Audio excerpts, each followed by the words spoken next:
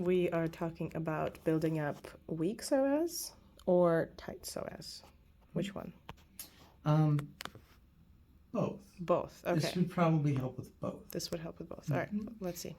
So leg raises where the knees are as straight as you possibly can. Okay. And there's a bunch of variations on this. The arms can go above your head as well. Okay. Right.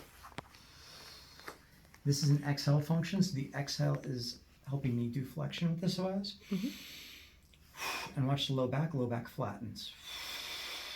Now, is it okay to lower the legs to the point where low back starts to lift, or is that where you should stop your legs?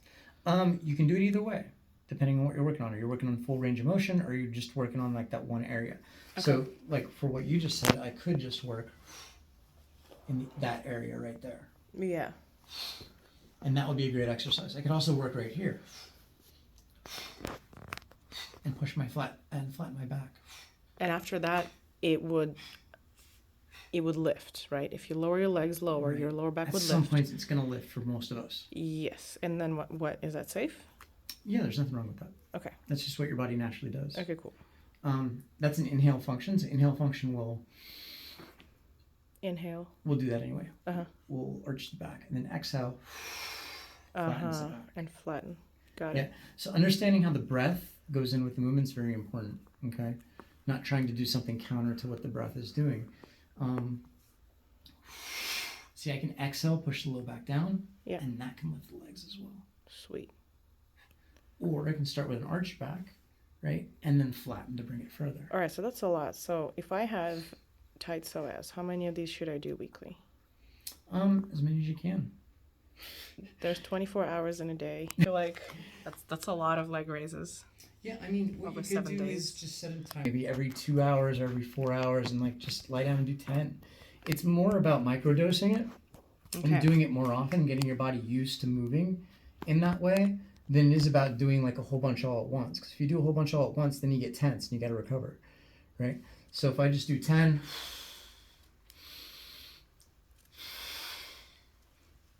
and playing at the different levels.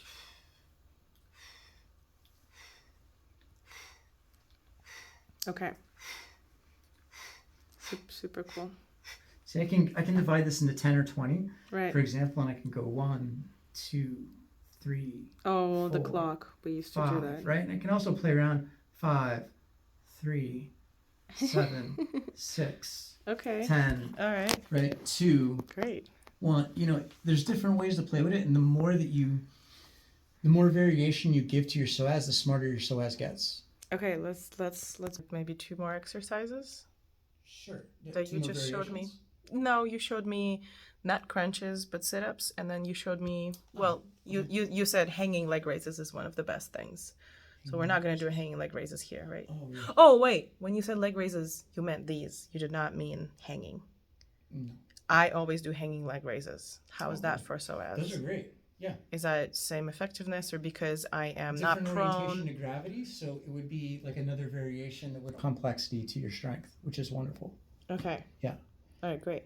So another angle to work the psoas as well, and this is not for everybody. Mm-hmm. This would be like a pike position, right? From here up to shoulder stand, and this depends on the person's mobility and upper back and neck. This is not for everybody. Okay. Right, and this can be added to the whole thing too, right? This control is very important, not just for the psoas, but for the whole system to be able to control. So if we could put this into thirds, right? Here's 1/3. Yeah. Right? Yeah.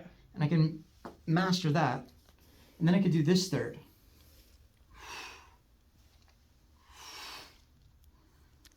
Only doing this third sounds like a hell of an exercise. Okay. Right, and then there's this third. Okay. Let me try and see how well I do this.